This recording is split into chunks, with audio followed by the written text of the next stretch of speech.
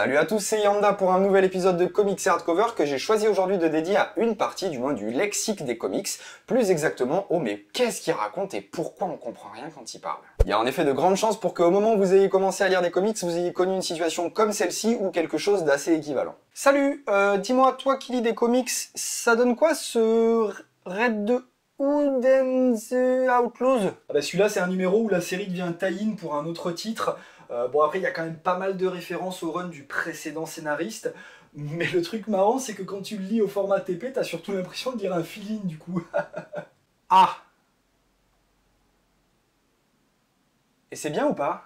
Oui, il existe bien un parler comics, et je vous propose avec cette vidéo de vous expliquer les principaux termes, ceux en fait que vous allez rencontrer fréquemment au cours de vos lectures, échanges, recherches ou achats, etc. etc.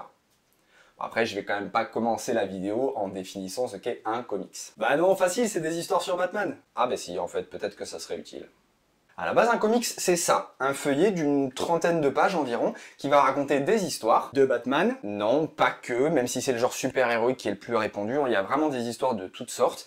Et d'ailleurs, en plus, monsieur le fanboy, pour information, le premier véritable super-héros de chez DC Comics, c'est Superman.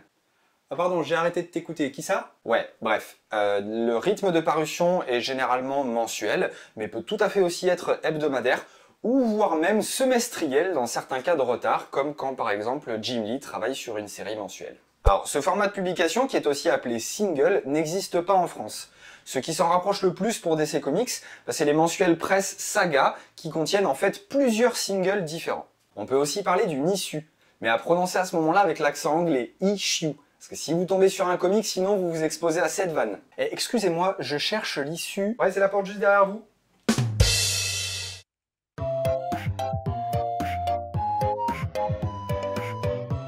Un des charmes du comics dans son format classique est sa couverture, ou cover dans la langue de Shakespeare. On en distingue deux types, les classiques et les variantes cover. Les variantes cover sont des couvertures alternatives, disponibles en quantité plus ou moins limitée, et souvent réalisées par un artiste différent, qui permet au lecteur d'ajouter un côté collection à son comics. Il existe aussi un type particulier de variantes, les blank cover, qui sont en fait une couverture vierge, que le lecteur pourra utiliser pour demander une commission à un artiste afin d'obtenir quelque chose de vraiment unique. Aujourd'hui, c'est vrai que le terme comics est plutôt utilisé pour définir le genre en règle générale, et va donc du coup regrouper plusieurs formats d'édition. Pour la librairie VF, Urban Comics n'a choisi de proposer qu'un seul type de format, le hardcover, dont voici un exemple. Il s'agit en fait tout simplement d'une collected edition, c'est-à-dire une série de singles à la suite, qui est rassemblée dans un seul volume en dur. Et on appelle ça aussi le format relié. Pour la VO, on va retrouver bien évidemment le hardcover, mais aussi le format TPB pour Trade Paperback, qui contient exactement la même chose, sauf que c'est dans un volume en souple. Ce qu'on appelle aussi en France le format broché. Tous ces volumes proposent en règle générale un arc complet. Un arc, ou story arc, est en fait tout simplement la somme de tous les singles qui forment une histoire complète. Début, développement et fin. Par exemple, dans la série Batman New 52, vous pouvez lire l'arc Le deuil de la famille. On peut du coup différencier ce terme avec le run, qui lui va concerner uniquement les équipes créatives.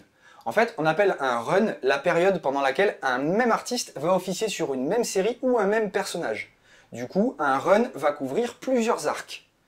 Par exemple, vous avez le run de Kyle Higgins sur Nightwing, ou bien encore le fameux run de Grant Morrison sur Batman. Dès leur lancement, certaines séries ont une date de fin prévue, ce qui permet de connaître tout de suite la durée de celle-ci. Et pour les autres, on est en face de ce qu'on appelle une série ongoing. Alors, entendez par là, une série qui, sauf annulation pour des raisons diverses et variées, n'a pas de fin établie. Tant qu'elle rencontrera un succès suffisant aux yeux de l'éditeur, elle continuera d'être publiée. Et c'est comme ça que les séries phares de chez DC Comics, qui sont Action Comics et Detective Comics, en étaient arrivées avant les New 52, respectivement au numéro 904 et 881. Ce qui doit prendre beaucoup de place si t'as tous les numéros quand même. Et la transition est toute trouvée, abordons maintenant les notions de reboot et relaunch. Ces deux termes, bien qu'à consonance assez barbare et similaire, désignent pourtant deux concepts légèrement différents. Tout d'abord donc le reboot, qui est ce qu'on pourrait appeler en fait un nouveau départ. Pour une série, pour un personnage, voire même pour un univers tout entier. En fait, on efface tout ce qui a été établi jusqu'alors pour repartir soit sur des bases vierges, soit uniquement en conservant quelques éléments. La numérotation des épisodes, par contre, n'est quant à elle pas forcément touchée. A l'inverse, le relaunch va surtout lui impacter la numérotation. Et c'est d'ailleurs ce terme qui a été utilisé pour décrire les New 52 chez DC Comics. Puisqu'en effet, beaucoup de personnages ont vu leur continuité bouleversée, mais pas tous. Par contre, depuis 2011, toutes les séries parues sont reparties du numéro 1. et même, fait historique, des séries qui n'avaient jamais été relancées jusqu'à maintenant, comme Action Comics ou Detective Comics. Maintenant qu'on a détaillé ensemble les termes basiques des différents formats d'édition et du découpage, allons un petit peu plus loin en nous attaquant aux termes utilisés pour les histoires elles-mêmes. Je vais commencer une nouvelle fois avec deux termes, parce que ce sont deux termes qui reviennent très souvent et que vous aurez donc très certainement l'occasion de rencontrer à plusieurs reprises. En plus de ça, ils désignent deux choses très similaires, mais avec quand même quelques subtilités pour les différencier. Le crossover et l'event. Pourquoi ces deux termes sont proches? Eh bien parce qu'en fait, un crossover peut être un event, mais dans certains cas, un event n'est pas un crossover.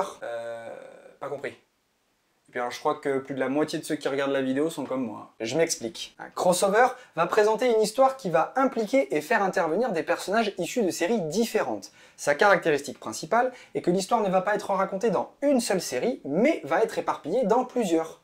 Ce qui du coup va aussi le différencier du team-up, qui lui va présenter une alliance ponctuelle entre deux héros dans une seule et même série. Ce qui est le cas par exemple pour Batman et Double Face dans la série Batman and Robin New 52. Après bien sûr, on va pas se mentir, le crossover est aussi un bon moyen pour l'éditeur de faire découvrir de nouvelles séries par le biais de celui-ci. Et bah oui, puisque si vous lisez un numéro d'une série que vous ne connaissez pas pendant un crossover, ça peut vous donner envie d'aller regarder d'un petit peu plus près cette série et de voir les événements qui s'y sont produits pour arriver à ce qui est raconté dans le crossover. Et du coup, ça vous fait acheter plus de comics. C'est QFD. Un event, que l'on peut traduire en français par événement, est en gros la même chose qu'un crossover, sauf que son histoire, qui va avoir des répercussions sur les personnages concernés ou voire même sur l'univers tout entier, est racontée dans une série principale, qui est en règle générale une série spécialement créée pour la durée de l'event.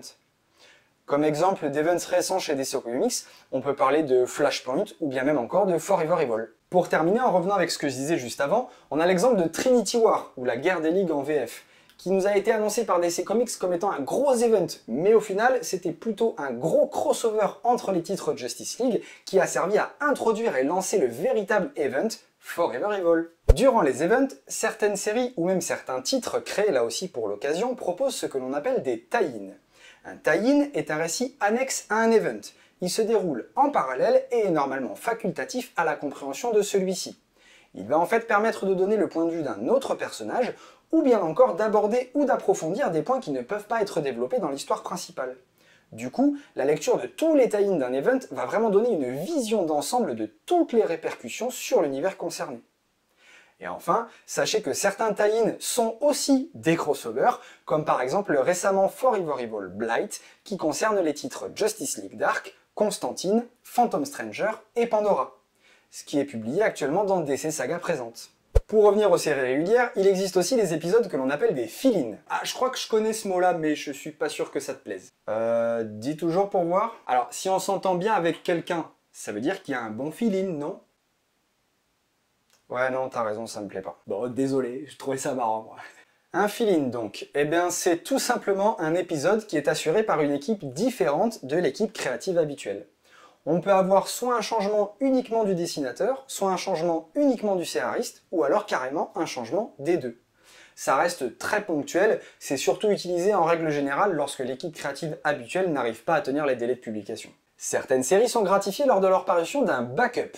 Un backup est une histoire de quelques pages qui est placée en fin de single et qui va soit compléter le récit, ou alors faire le lien avec d'autres événements, d'autres titres. Il existe aussi des numéros anniversaires que l'on appelle des annuals. Publiés une fois par an, ils peuvent contenir soit des histoires exclusives déconnectées de tout ce qui se passe dans la série, ou bien encore développer un point qui n'avait été abordé que très brièvement.